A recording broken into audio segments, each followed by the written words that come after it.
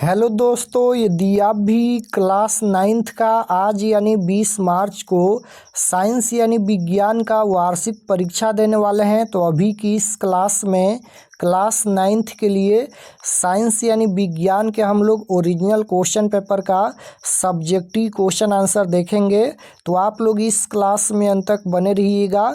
ये साइंस का original question paper है और इस क्लास में हम लोग साइंस के सब्जेक्टिव क्वेश्चन आंसर देखेंगे 20 मार्च एनुअल यानी वार्षिक परीक्षा के लिए।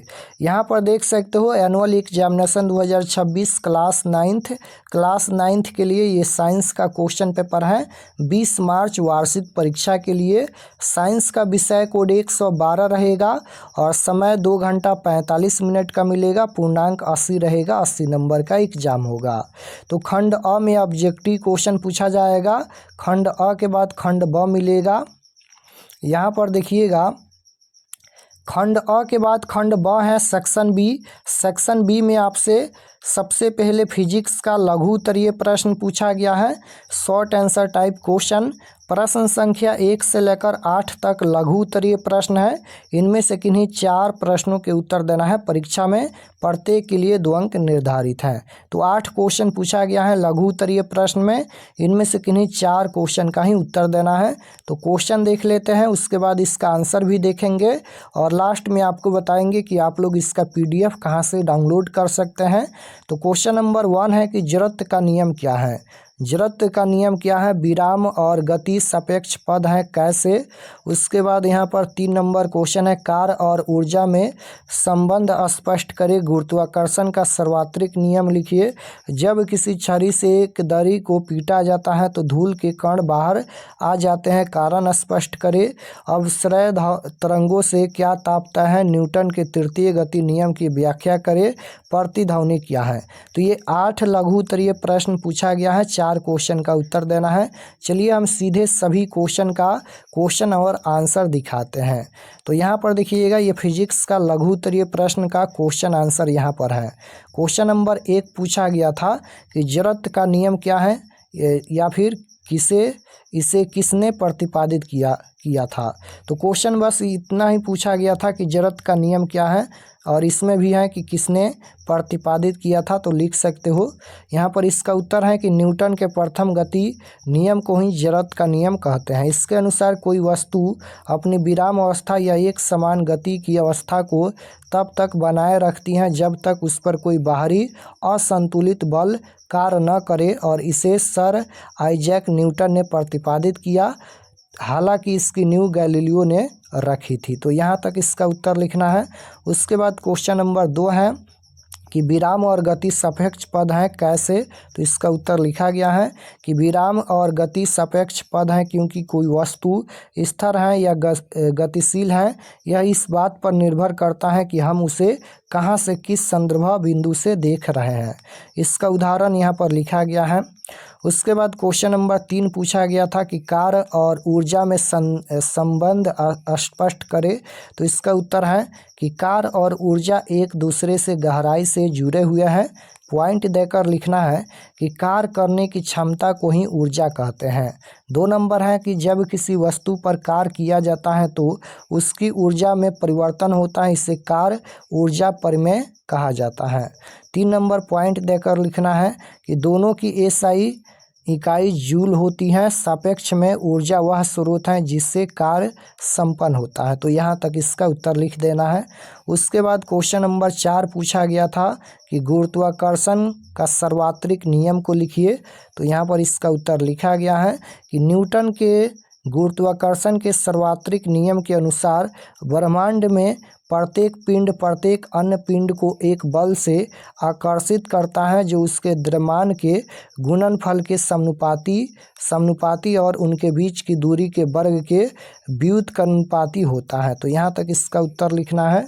उसके बाद इसका गणितीय रूप लिखा गया है F = G m1 m2 बट्टा r², जहाँ G सार्वत्रिक गुरुत्वाकर्षण नियतांक है। तो यहाँ तक इसका उत्तर लिखिएगा। उसके बाद 7 नंबर है न्यूटन के तृतीय गति के नियम की व्याख्या करें तो इसका उत्तर यहाँ पर है कि न्यूटन के तीसरे नियम के अनुसार प्रत्येक क्रिया के बराबर और विपरीत प्रतिक्रिया होती है। इसका अर्थ है कि जब एक वस्तु दूसरी वस्तु पर बल यानी क्रिया लगाती है तो दूसरी वस्तु भी पहली वस्तु पर तुरंत उतना ही बल प्रतिक्रिया विपरीत दिशा में लगाती हैं। उदाहरण के लिए यहाँ पर है कि जब हम ज़मीन पर चलते हैं तो हम पैरों से ज़मीन को पीछे ढकेलते हैं क्रिया, और ज़मीन हमें आगे की ओर ढकेलती है, ये हो जाएगा प्रतिक्रिया। यानी जब हम ज़मीन पर चलते हैं तो हम पैरों से ज़मीन को पीछे ढकेलते हैं, ये क्रिया हो जाएगा, और ज़मीन हमें आगे की ओर ढकेलती है, ये प्रतिक्रिया हो जाएगा। तो इसका उदाहरण यहाँ पर लिखा गया है। उसके बाद है ऊर्जा संरक्षण का सिद्धांत लिखिए और गणितीय रूप से इसे स्थापित करें। तो ऊर्जा को न तो पैदा किया जा सकता है और न ही नष्ट किया जा सकता है, इसे केवल एक रूप से दूसरे रूप में बदला जा सकता है। निकाय की कुल ऊर्जा हमेशा स्थिर रहती है। इसका गणितीय सत्यापन यहाँ पर लिखा गया है, यहाँ तक इसका उत्तर लिखिएगा। ये दीर्घ उत्तरीय प्रश्न है। ये क्वेश्चन नंबर यहाँ पर कितना था, क्वेश्चन नंबर देख लेते हैं एक बार। ये क्वेश्चन नंबर 9 था, तो 9 नंबर का उत्तर यहाँ से लिखना है, ये सभी लिखना है। ये क्वेश्चन नंबर 9 का ही उत्तर लिखा गया है। क्वेश्चन नंबर 9 का उत्तर यहाँ तक लिखना है। उसके बाद क्वेश्चन नंबर 11 है, यहाँ पर उदाहरण के साथ पदार्थ की परिभाषा लिखे। तो वह सब कुछ जिसमें द्रव्यमान होता है और जो स्थान घेरता है पदार्थ कहलाता है। पदार्थ छोटे छोटे कणों से मिलकर बना होता है, जैसे हवा, पानी, लोहा, लकड़ी, गैस आदि, ये सभी पदार्थ हैं। उसके बाद 12 नंबर है तत्व और यौगिक में कोई दो अंतर लिखे। तो यहाँ पर अंतर लिखा गया है, देख लीजिए। उसके बाद क्वेश्चन नंबर 14 है तत्व की संयोजकता क्या है। तो इसका उत्तर लिखा गया है कि किसी तत्व के परमाणु की दूसरे परमाणुओं के साथ संयोजन जुड़ने की क्षमता को संयोजकता कहते हैं। यह किसी परमाणु के सबसे बाहरी कोश में मौजूद इलेक्ट्रॉनों की संख्या पर निर्भर करती है। उदाहरण के लिए हाइड्रोजन की संयोजकता 1 और ऑक्सीजन की 2 होती है। उसके बाद 15 है ओजोन स्तर हमारे लिए क्यों उपयोगी है। तो ओजोन परत हमारे लिए अत्यंत उपयोगी है क्योंकि यह सूर्य से आने वाली हानिकारक पराबैंगनी किरणों को सोख लेती हैं। यदि ये किरणें सीधे पृथ्वी पर पहुँचे तो मनुष्य में त्वचा कैंसर, मोतियाबिंद और पौधों को भारी नुकसान पहुँच सकता है। उसके बाद ये दीर्घ उत्तरीय प्रश्न है, केमिस्ट्री का समस्थानिक और संभारिक में क्या अंतर है। तो समस्थानिक यहाँ पर लिखा गया है, एक ही तत्व के वे परमाणु जिनकी परमाणु संख्या समान है लेकिन द्रव्यमान संख्या अलग होती है, जैसे यहाँ पर इसका उदाहरण दिया गया है। उसके बाद संभारिक है, अलग अलग तत्वों के वे परमाणु जिनकी द्रव्यमान संख्या समान है लेकिन परमाणु संख्या अलग होती है। उसके बाद 20 नंबर है हरित गृह प्रभाव पर एक संक्षिप्त निबंध लिखे। तो इसका उत्तर यहाँ पर लिखा गया है, हरित गृह प्रभाव एक प्राकृतिक प्रक्रिया है जो पृथ्वी की सतह को गर्म बनाए रखती है। प्रक्रिया लिखा गया है, वायुमंडल में मौजूद कुछ गैस जैसे कार्बन डाइऑक्साइड, मीथेन और जलवाष्प सूर्य की ऊष्मा को सोख लेती है और उसे वापस अंतरिक्ष में जाने से रोकती है। इसका महत्व लिखा गया है, यदि यह प्रभाव न हो तो पृथ्वी का औसत तापमान बहुत कम, लगभग -18 डिग्री हो जाएगा, जिससे जीवन संभव नहीं है। उसके बाद समस्या लिखा गया है, प्रदूषण के कारण इन गैसों की मात्रा बढ़ रही है जिससे पृथ्वी का तापमान ज़रूरत से ज़्यादा बढ़ रहा है। इसे ग्लोबल वार्मिंग कहते हैं जो पर्यावरण के लिए खतरनाक है। उसके बाद बायोलॉजी का क्वेश्चन नंबर 21 का यहाँ पर उत्तर लिखा गया है, विसरण तथा परासरण में क्या अंतर है। तो इसका उत्तर यहाँ पर लिखा गया है, देख लीजिए। उसके बाद 23 नंबर है संयोजी ऊतक क्या है, इसके 2 उदाहरण दे। तो यहाँ पर लिखा गया है, वे ऊतक जो शरीर के विभिन्न अंगों और अन्य ऊतकों को आपस में जोड़ने सहारा देने या बांधने का कार्य करते हैं, संयोजी ऊतक कहलाता है। रक्त हो गया, अस्थि हो गया। उसके बाद 24 नंबर है वर्गीकी से आप क्या समझते हैं। तो इसका उत्तर है, जीव विज्ञान की वह शाखा जिसमें जीवों की पहचान, उसके लक्षण, नामकरण और वैज्ञानिक आधार पर उनके वर्गीकरण का अध्ययन किया जाता है, उसे वर्गीकी कहते हैं। कैरोलस लिनियस को वर्गीकी का पिता माना जाता है। उसके बाद 25 है पल्स पोलियो का कार्यक्रम क्या है। तो इसका उत्तर लिखा गया है। उसके बाद है WHO के अनुसार स्वास्थ्य की परिभाषा क्या है, इसका उत्तर लिखा गया है। उसके बाद यहाँ पर दीर्घ उत्तरीय प्रश्न है, ये बायोलॉजी का दीर्घ उत्तरीय प्रश्न है। रक्त एवं लसिका के कार्यों का वर्णन करें। तो रक्त यहाँ पर है, फेफड़ों से शरीर की कोशिकाओं तक ऑक्सीजन पहुँचाना और CO2 को वापस लाना। उसके बाद है शरीर के तापमान को स्थिर रखना, बीमारियों से लड़ना, श्वेत रक्त कोशिकाओं द्वारा हार्मोन और पोषक तत्वों का परिवहन करना। उसके बाद लसिका के कार्य लिखा गया है, लसिका का क्या कार्य है, तो पॉइंट देकर लिखना है। ऊतकों के बीच से अतिरिक्त तरल पदार्थ को वापस रक्त में ले जाना। यह शरीर की प्रतिरक्षा प्रणाली का हिस्सा है और कीटाणुओं को नष्ट करने में मदद करती हैं।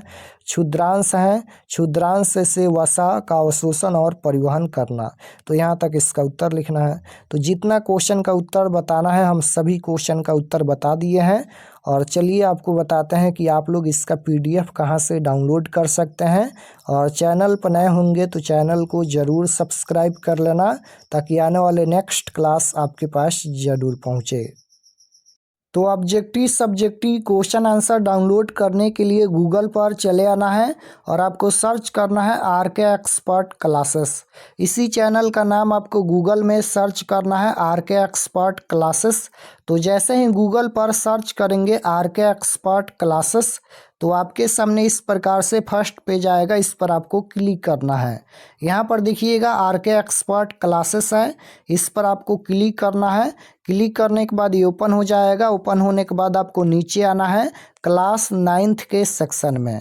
तो यहाँ पर देखिएगा ये क्लास 9th का सेक्शन है और इसमें सभी सब्जेक्ट का क्वेश्चन पेपर दिया गया है। तो जैसे आपको साइंस का क्वेश्चन पेपर देखना है तो यहाँ पर देखिए 20 March class 9th science question paper annual exam 2026, इस पर आपको क्लिक करना है। यहाँ पर संस्कृत का भी दिया गया है।